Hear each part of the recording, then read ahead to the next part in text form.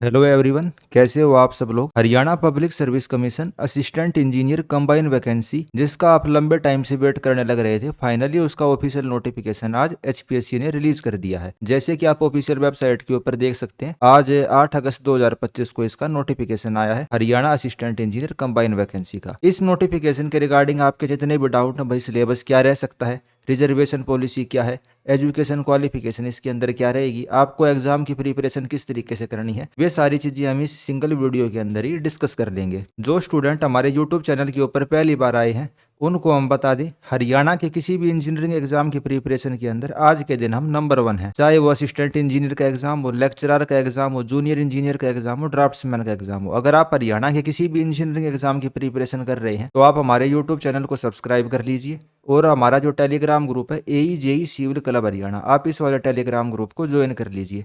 हरियाणा के सभी engineering exam के update, previous year question, cut off analysis या तैयारी कैसे करनी चाहिए, या भाई जो टॉपर के साथ इंटरेक्शन होता है, या XYZ कोई भी इंजीनियरिंग एग्जाम जो हरियाणा के हैं उनसे रिलेटेड आपका कोई भी डाउट हो, उसका वन स्टॉप सोल्यूशन आपका एक तो हमारा YouTube channel Haryana engineering exam है और एक हमारा Telegram group AE civil club Haryana है। उसके अलावा अगर भाई दूसरे आप हमारे टेलीग्राम ग्रुप को ज्वाइन करना चाहते हो तो उनका लिंक भी हम टाइम टू टाइम इसी वाले टेलीग्राम ग्रुप के ऊपर प्रोवाइड कर देते हैं। बाकी आज के दिन मेन हमारा टेलीग्राम ग्रुप यही है हरियाणा इंजीनियरिंग एग्जाम्स की। तो चलिए वापस हम ऑफिशियल नोटिफिकेशन के ऊपर आ जाते हैं। भाई HPSC का ये नोटिफिकेशन है, अगर हरियाणा के अंदर आप असिस्टेंट इंजीनियर करो या भाई लेवल 9 की कोई भी पोस्ट पे लगना चाहते हो, जो ग्रुप बी की पोस्ट होती है, HPSC उनका एग्ज़ाम कंडक्ट करवाती है। और जो हरियाणा के इंजीनियरिंग डिपार्टमेंट है, एक तो भाई नंबर 1 डिपार्टमेंट हो गया public work department PWD B&R। उसके अलावा म्यूनसिपल कॉरपोरेशन के अंदर म्यूनसिपल इंजीनियर की पोस्ट। और तीसरी आ जाती है पंचायती राज डिपार्टमेंट के अंदर सब डिवीजन इंजीनियर की पोस्ट। इन तीनों पोस्ट के जो ये डिपार्टमेंट है, इनकी जितनी भी वैकेंसी थी उनको कंबाइन करके आज ये नोटिफिकेशन निकाला गया है। एडवर्टीजमेंट नंबर है 192025। अब सबसे पहला मैं डाउट आपका क्लियर करते हुए चलता हूँ। ऑल ओवर इंडिया इस वाले फॉर्म को कोई भी भर सकता है, कोई इसके अंदर ये बाउंडेशन नहीं है कि भाई आप हरियाणा के ही कैंडिडेट होने जरूरी हो। दूसरा आपका जो डाउट आता है वो आपका डाउट आता है एज के रिगार्डिंग। तो अगर आपकी एज 42 ईयर है, जनरल कैटेगरी के आप स्टूडेंट हो, तो आप 42 साल की एज तक इस वाले फॉर्म को भर सकते हो। उसके अलावा हम इसके अंदर अब वैकेंसी देखते हुए चलते हैं। वही वैकेंसी कितनी आई हैं टोटल, इसके अंदर 153 वैकेंसी आई हैं टोटल। कितनी है? 153, जिसमें से जनरल के लिए 83 सीट हैं। अलग अलग डिपार्टमेंट के अंदर आप डिस्ट्रीब्यूशन देख सकते हो। PWD डिपार्टमेंट के अंदर सबसे ज़्यादा 80 सीट्स आई हैं। उसके अलावा म्यूनसिपल कॉरपोरेशन के अंदर म्यूनसिपल इंजीनियर की 47 आई हैं। और पंचायती राज डिपार्टमेंट के अंदर 26 आई हैं। पंचायती राज डिपार्टमेंट के अंदर जो सब डिवीजन इंजीनियर की जो भर्ती हुई थी वो 1-2 साल पहले भी हुई थी, और उस टाइम भाई कुछ कैंडिडेट छोड़ के चले गए, कुछ ने ज्वाइन नहीं करा, तो उस वजह से जो वैकेंसी बनी, और कुछ भाई एक दो रिटायर हो गए, तो उस वजह से अब ये भाई दोबारा इसके अंदर वैकेंसी आई है पंचायती राज डिपार्टमेंट के अंदर। और अगर आप PWD के कैंडिडेट हो तो आप देख सकते हो भाई आपके लिए जो PWD है, कौन कौन से जो स्टूडेंट है PWD वाले इसको भर सकते हैं। PWD यानी कि जो फिजिकली हैंडीकैप है। जैसे हरियाणा पब्लिक वर्क डिपार्टमेंट के अंदर ब्लाइंडनेस या लो विजन की एक सीट है, हियरिंग इम्पेयरमेंट वाले की एक सीट है, लोकोमोटिव डिसेबिलिटी वाले की एक सीट है, और मल्टीपल डिसेबिलिटी वाले की एक सीट है। उसी तरीके से आप इन दूसरे डिपार्टमेंट के अंदर भी देख सकते हो, अगर भाई आप फिजिकली हैंडीकैप हो तो आपके लिए कितनी सीटें हैं। फिर हम आगे चल पड़ते हैं। भाई इसको फॉर्म भरने की लास्ट डेट क्या है? तो फॉर्म भरने की लास्ट डेट है 1 सितंबर 2025। शाम के 5 बजे तक आप इसका ऑनलाइन फॉर्म भर सकते हो। भाई आपको वैकेंसी पता चल गई, एज लिमिट वगैरह पता चल गई। पोस्ट इसके अंदर कौन कौन सी है? भाई ये 3 डिपार्टमेंट है इसके अंदर। भाई असिस्टेंट इंजीनियर PWD में, सब डिवीजन इंजीनियर पंचायती राज में, और municipal engineer urban local bodies के अंदर क्या लोया म्यूनसिपल कॉरपोरेशन के अंदर। तीनों लेवल 9 की पोस्ट हैं, सैलरी तीनों के अंदर बराबर मिलती है। और बाकी तो भाई जो आपकी प्रेफरेंस है, भाई पहले पे आप PWD को रख सकते हो, दूसरे पे आप भाई पंचायत वाले को रख सकते हो, और तीसरे पे म्यूनसिपल इंजीनियर को रख सकते हो। और बाकी तो और डिटेल के अंदर भाई आपको पोस्ट प्रेफरेंस कौन सी रखनी चाहिए, कौन सी पहले पे दूसरे पे, तो उसका एक जो डिटेल है अलग से भाई प्रॉपर हम स्टडी करके अलग अलग डिपार्टमेंट की आपको जब फॉर्म भरने की वीडियो आएगी उस टाइम बता देंगे भाई आपको पोस्ट प्रेफरेंस क्या भरनी है। उसके अलावा जैसे भाई मैंने आपको बताया कोई भी इस फॉर्म को भर सकता है। और अगर आप दूसरे स्टेट के कैंडिडेट हो, भाई हरियाणा से बाहर के, तो आप केवल जनरल कैटेगरी के लिए अप्लाई कर सकते हो। आप रिजर्व कैटेगरी वाली सीट के लिए अप्लाई नहीं कर सकते। और अप्लीकेशन फीस कितनी है? जो जनरल कैटेगरी के कैंडिडेट हैं, यानी हरियाणा के जो जनरल के बच्चे हैं, उनके लिए फ़ीस 1000 रुपये है। और दूसरे राज्य के हैं उनके लिए भी 1000 रुपये। लेकिन अगर आपके पास कोई रिजर्वेशन, आप हरियाणा के कैंडिडेट हो आप, जैसे कि SC कैटेगरी वाले या OBC कैटेगरी वाले, उनके लिए 250 रुपये फीस रखी गई है। और जो PWD वाले यानी कि फिजिकली हैंडीकैप कैंडिडेट हैं, उनके लिए कोई भी फीस नहीं रखी गई है, उनके लिए फीस निल रहेगी। उसके अलावा भाई रिजर्वेशन आपको पता ही है, SC कैटेगरी का हरियाणा के अंदर वर्गीकरण हो रखा है OSC और DSC कैटेगरी के अंदर। तो जो हरियाणा के SC कैटेगरी के बच्चे हैं उनको अपना DSC का या फिर OSC का सर्टिफिकेट प्रोवाइड करना पड़ेगा, जिस भी कैटेगरी के अंदर भी अप्लाई करने लग रही हैं। एज लिमिट मैंने आपको बताई दी थी, जनरल कैटेगरी के लिए 42 ईयर है, और SC वाले और जो OBC वाले हैं वो आप देख सकते हो भाई 5 साल की आपको राहत मिली हुई, यानी कि 47 ईयर तक आप इस वाले फॉर्म को अप्लाई कर सकते हो। उसके अलावा फिर इसके अंदर ये सारी जनरल सी बातें लिखी हुई हैं, इनको भाई आपको बताने की कोई खास ज़रूरत नहीं है। मोड ऑफ एग्जामिनेशन देख लेते हैं भाई, आपका एग्जामिनेशन कैसे होगा। हरियाणा पब्लिक सर्विस जो एग्ज़ाम कंडक्ट करवाती है वो 3 स्टेज के अंदर करवाती है। पहला स्टेज आपका ऑब्जेक्टिव पेपर होता है, OMR भरनी रहती है आपको, 100 मार्क्स का आपका पेपर रहता है और 100 ही उसके अंदर क्वेश्चन आते हैं। सेकंड राउंड आपका क्या रहता है, सब्जेक्टिव रहता है, टोटल 150 मार्क्स का होता है। और जैसे कि मैंने आपको बताया सब्जेक्टिव पेपर यानी कि रिटर्न एग्जाम होता है सेकंड स्टेज का, और उसके अंदर सारा का सारा टेक्निकल आता है आपका। और वैसे जो जिस वैकेंसी को हम देखने लग रहे हैं, इसके अंदर केवल सिविल इंजीनियरिंग वाले बच्चों के लिए वैकेंसी, इलेक्ट्रिकल और मैकेनिकल के लिए इसमें कुछ आया नहीं है, तो केवल सिविल इंजीनियरिंग वाला ही सिलेबस रहेगा सेकंड स्टेज के अंदर। और थर्ड स्टेज आपका क्या रहता है, इंटरव्यू का रहता है। जो आपकी फाइनल मेरिट बनती है यानी जिस पे आपका सिलेक्शन होगा वो किसके आधार पे होगा, मेंस और इंटरव्यू के नंबर के आधार पे।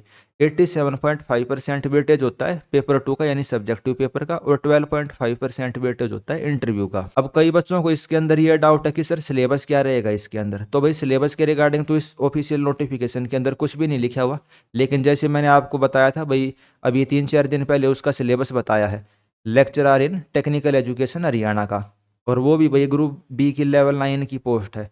और टेक्निकल एजुकेशन के अंदर भाई सिविल इंजीनियरिंग, मैकेनिकल, इलेक्ट्रिकल, उसके लिए सिलेबस डिक्लेयर किया गया है। तो उसके अंदर जो प्रिलिमिनरी एग्जाम है, फर्स्ट स्टेज का एग्जाम है, उसके अंदर 100% नॉन टेक्निकल सिलेबस है, यानी हरियाणा की GK, नेशनल GK, मैथ और रीजनिंग, यानी हरियाणा GK का उसके अंदर काफ़ी अच्छा खासा वेटेज है। उसी तरीके से भाई इसका सिलेबस इन्होंने डिक्लेयर नहीं किया, लेकिन एक हम एजम्पशन लगाने लग रही है, एक मतलब बहुत स्ट्रॉन्ग फीलिंग है कि भाई इस एग्जाम के अंदर जो प्री का एग्जाम होगा उसके अंदर आपका जो मेजर पोर्शन रहेगा सिलेबस के अंदर वो नॉन टेक्निकल रहेगा। ऐसा हो सकता है भाई 50-60% आपका टेक्निकल और 40 से 50% आपका नॉन टेक्निकल, या नॉन टेक्निकल का वेटेज ज़्यादा भी हो सकता है, यानी हरियाणा GK का वेटेज इसके अंदर ज़्यादा हो सकता है हरियाणा के स्टूडेंट्स को कुछ बेनिफिट देने के लिए। क्योंकि टाइम टू टाइम जो हरियाणा के रहने वाले स्टूडेंट हैं या और एजुकेटर हैं या पॉलिटिशियन भी हैं, वो भी सरकार के ऊपर आरोप लगाते हुए आ रहे हैं कि भाई बाहर के बच्चे सारी सीटों के ऊपर लग जाते हैं। अगर 50 सीट आती हैं जनरल कैटेगरी के लिए तो उसमें से 48-49 तो बाहर के स्टेट के लग जाते हैं। तो उससे बचने के लिए अब सरकार ने क्या करा, लेक्चरर के अंदर हरियाणा GK को इंट्रोड्यूस करवा दिया। उसी तरीके से इसके अंदर भी हम उम्मीद कर रहे हैं कि हरियाणा GK का मेजर पोर्शन हो सकता है, ताकि हरियाणा के बच्चों को कुछ बेनिफिट दिया जा सके। और मैं तो कहूँगा वो बहुत बढ़िया चीज़ है, कम से कम 50% तो हरियाणा GK का वेटेज होना ही चाहिए। क्योंकि अगर हम राजस्थान के अंदर देखें, यूपी के अंदर देखें, बिहार में देखें और स्टेट में देखें, ज़्यादातर स्टेट में उनका भाई जो स्टेट की हिस्ट्री है, GK है, पॉलिटी है, उसका एक वेटेज रहता है। तो इसके अंदर भी हम ये उम्मीद लगा के चल रहे हैं कि भाई ऐसा बिल्कुल होगा। तो 3 स्टेज का एग्जाम होता है, प्री, मेंस और इंटरव्यू। पहले स्टेज के अंदर नॉन टेक्निकल आ सकती है, नोटिफिकेशन के अंदर सिलेबस के बारे में कोई बात नहीं की गई है, लेकिन अभी जो भाई प्रेजेंट पैटर्न चलने लग रहा है HPSC का, उसके आधार पे मैंने आपको बताई है कि भाई एक मेजर पोर्शन इसके अंदर आपको नॉन टेक्निकल का भी देखने को मिलेगा। अच्छा, और जैसे मैं आपको भाई नॉन टेक्निकल की बात अभी बताने लग रहा हूँ और मैंने उसकी लेक्चरर इन टेक्निकल एजुकेशन की बात करी, तो ये मैं आपको बता दूं, जो टेक्निकल एजुकेशन के अंदर लेक्चरर की पोस्ट है उसके लिए जल्दी ही हम टेस्ट सीरीज लेके आएंगे। जैसे कि आपको पता है हरियाणा JEE और ड्राफ्ट्समैन एग्जाम के लिए हमारे टेस्ट सीरीज और प्रीवियस ईयर क्वेश्चन की जो ई-बुक है ऑनलाइन फोरम के अंदर ऑलरेडी अवेलेबल है। अगर आपने अब तक उसको बाय नहीं किया है तो आप जाके उसको बाय कर सकते हो। अगर आप लेक्चरर की तैयारी करते हो या असिस्टेंट इंजीनियर की तैयारी करते हो तो प्रीवियस ईयर क्वेश्चन की किताब तो आपके हेल्प आनी ही आनी है। तो हरियाणा के जो इंजीनियरिंग एग्जाम है उनके सभी प्रीवियस ईयर क्वेश्चन के लिए आप इस ई-बुक को खरीद सकते हो। इसको बाय करने का लिंक भी मैं आपको प्रोवाइड कर दूंगा, नहीं तो आपको हमारे टेलीग्राम जो ग्रुप है उससे भी इसका लिंक मिल जाएगा, तो आप उसको भी चेक कर लेना। फिर बात कर रखिए कोरोस्पोंडेंस विद द कमीशन, भाई आप ईमेल आईडी दे रखिए, इस वाले ईमेल आईडी के थ्रू कमीशन के साथ संपर्क कर सकते हैं। फिर भाई जनरल इंस्ट्रक्शन है, भाई आपकी एजुकेशन क्वालिफिकेशन पूरी होनी चाहिए फॉर्म भरने की लास्ट डेट से पहले पहले। और उसके अलावा भाई ये सारी भी जनरल सी चीज़ें हैं, आपको ये डॉक्यूमेंट सबमिट करने हैं, फादर नेम, मदर नेम। और भाई अगर आप जिस भी कैटेगरी से बिलोंग करते हो, BCA या BCB कैटेगरी यानी OBC के सब कैटेगराइजेशन कर रखे हैं हरियाणा में, उनसे बिलोंग करते हो तो उसका सर्टिफिकेट। SC कैटेगरी की सब कैटेगरी जो है उसका भाई क्लासिफिकेशन कर रखे हैं DSC और OSC के अंदर, उनके सर्टिफिकेट आपको प्रोवाइड करने पड़ेंगे। जिस भी कैटेगरी के लिए आप अप्लाई करने लग रहे हो वो सारी चीज़ें इसमें लिखी हुई हैं। आप अगर हरियाणा सरकार के कर्मचारी हो और आपने हरियाणा सरकार के साथ बॉन्ड साइन किया है ना, तो आपको NOC सबमिट करनी पड़ेगी। लेकिन अगर आप हरियाणा सरकार के कर्मचारी हो, आप JE लगे हुए हो हरियाणा के किसी डिपार्टमेंट के अंदर, लेकिन अगर आपका कोई बॉन्ड नहीं है, जैसे अभी 2024 में जो भर्ती हुई थी उसमें JE लगे हैं बहुत सारे कैंडिडेट, तो आपको कोई भी NOC सबमिट करने की जरूरत नहीं है। ठीक है, क्योंकि आपने बॉन्ड साइन नहीं किया हुआ हरियाणा सरकार के साथ। लेकिन आपको क्या करना है, अपने डिपार्टमेंट के अंदर इंटीमेशन देना, सूचना देनी है। आपको क्या करना है, लेटर लिखना है अपने असिस्टेंट इंजीनियर या भाई एग्जीक्यूटिव इंजीनियर के नाम, एक्शन के नाम आप लेटर लिख देना कि सर ऐसे ऐसे HPSC का नोटिफिकेशन निकला है इस तारीख को, और इस फॉर्म के लिए मैं अप्लाई कर रहा हूँ। इंटरव्यू के टाइम मेरे को नो ऑब्जेक्शन सर्टिफिकेट की जरूरत पड़ेगी और उस टाइम मेरे को वो प्रदान करने की कृपा करें। ये आपको लेटर लिखना है अपने एक्शन के नाम पे, जो हरियाणा सरकार के कर्मचारी हैं जो फिलहाल काम करने लग रहे हैं। नॉन टेक्निकल डिपार्टमेंट में तो जो भी आपका HOD वगैरह आप उसके पास इस लेटर को लिख सकते हो। फिर आ जाती है रिजर्वेशन की बात। अब रिजर्वेशन के अंदर भी भैया हरियाणा के अंदर बहुत सारे कोर्ट केस हो रखे हैं, परमिला वाला केस और उसके अलावा बाकी केस भी हैं, तो उसके रिगार्डिंग कुछ इन्होंने इंपॉर्टेंट बातें लिखी हुई हैं, वो मैं इंपॉर्टेंट बातें आपको बता देता हूँ। एक तो ये 8 नंबर वाला पॉइंट है, अगर किसी डिपार्टमेंट के अंदर रिजर्व कैटेगरी की कोई भी सीट खाली नहीं है तो जो कैंडिडेट है वो क्या करेगा, जनरल कैटेगरी के अंदर अप्लाई कर सकता है, लेकिन उससे कोई भी फीस नहीं ली जाएगी। अब अगर उससे फीस ली जाएगी तो किस हिसाब से, भाई OBC की जैसे मैंने आपको बताया 250 रुपये फीस थी, तो उनको फीस केवल 250 रुपये ही देनी है। लेकिन आपको अपना सर्टिफिकेट अपलोड करना पड़ेगा और प्रूफ देना पड़ेगा कि आप रिजर्व कैटेगरी से बिलोंग करते हो, क्योंकि आपने 250 रुपये फीस दी है। फिर आप 9th नंबर वाला पॉइंट पढ़िए, अगर कोई SC कैटेगरी का और OBC का बच्चा जनरल की सीट के ऊपर सिलेक्शन लेता है, ये केवल फाइनल मेरिट के अंदर बनेगी ये कंडीशन।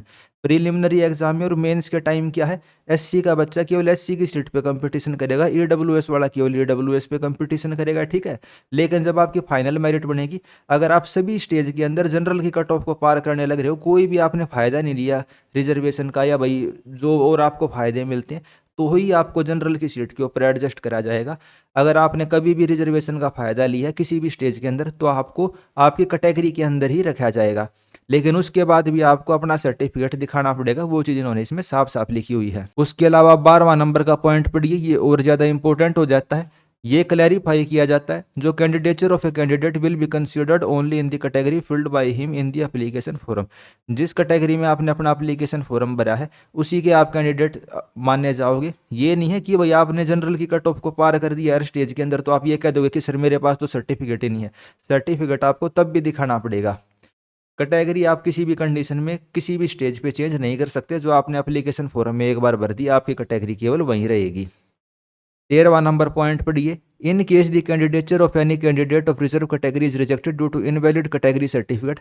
आपने भाई असली सर्टिफिकेट अपलोड नहीं करा, कट ऑफ डेट से भाई पहले का आपके पास सर्टिफिकेट नहीं था। जैसे अब हम 2025 के अंदर फॉर्म भरने लग रहे हैं, तो 2024 की इनकम के आधार पे आपका OBC का या भी EWS का सर्टिफिकेट बना होगा। अगर आपने गलत सर्टिफिकेट अपलोड कर दिया 2023 का या 22 का, तो आपका क्या कर देंगे, कैंडिडेचर कैंसिल कर देंगे। आपको ये नहीं कहेंगे कि भाई हम आपको जनरल के अंदर शिफ्ट करते हैं, आपका सीधा कैंडिडेचर कैंसिल कर दिया जाएगा। बाकी इसके अंदर उन्होंने उस चीज़ के बारे में नहीं बताया भाई SC का बच्चा जनरल के अंदर जंप कर सकता है कि नहीं कर सकता प्री और मेंस के दौरान, लेकिन जो मेरे को इसके अंदर समझ में आने लग रहा है इसकी लैंग्वेज पढ़ के, उसका मतलब यही बनता है SC का बच्चा केवल SC की सीट पर ही कंपटीशन करेगा प्री के अंदर, और मेन्स के अंदर केवल फाइनल राउंड के अंदर वो क्या कर सकता है, जनरल के अंदर जंप कर सकता है, अगर वो सभी स्टेज के अंदर जनरल की कट ऑफ को पार करता है। उसके अलावा फिर इसके अंदर ये जनरल सी बातें लिखी हुई हैं, वो इतनी ज़्यादा इंपॉर्टेंट नहीं है आपके लिए जानना। फिर आ जाता है नो ऑब्जेक्शन सर्टिफिकेट के रिगार्डिंग। ठीक है, तो नो ऑब्जेक्शन सर्टिफिकेट वाली बात मैंने आपको बताई दी। अगर आपने सरकार के साथ कोई भी बॉन्ड साइन नहीं किया है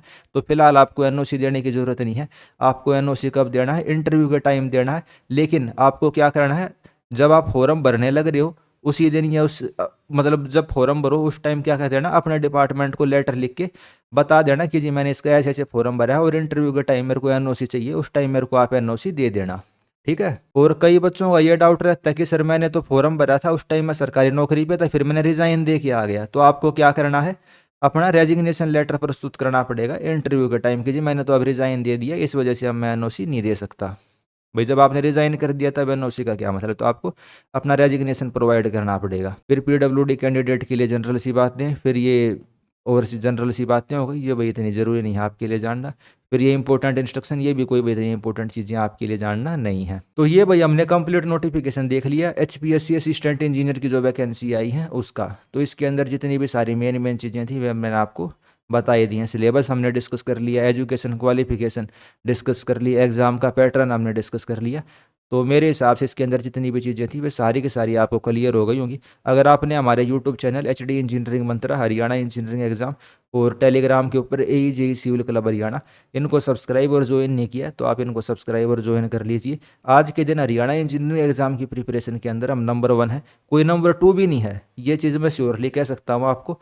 और प्रिपरेशन के रिगार्डिंग आपको कोई भी चिंता करने की ज़रूरत नहीं है। अगर आप हमारे टीचर की क्वालिफिकेशन देखोगे और जो हमारा पिछला ट्रैक रिकॉर्ड देखोगे तो आपको बिल्कुल टेंशन लेने की ज़रूरत नहीं है। आप बेफिक्र होकर हमारे साथ जुड़ सकते हैं, आपकी 1 नंबर की प्रिपरेशन रहेगी। तो भाई इस वीडियो के अंदर आपको यही सारी इन्फॉर्मेशन देनी थी HPSC assistant engineer combine vacancy के बारे में। उसके अलावा अगर आप हरियाणा जेईई और ड्राफ्ट्समैन की तैयारी कर रहे हो तो उसके लिए हमारे टेस्ट सीरीज ऑलरेडी है। Haryana engineering exam by assistant engineer junior engineer, उनके आप प्रीवियस ईयर क्वेश्चन करना चाहते हो तो आप प्रीवियस ईयर क्वेश्चन की ई बुक हमारी परचेज कर सकते हो। बाय करने का लिंक आपको मैं टेलीग्राम के ऊपर प्रोवाइड कर दूंगा।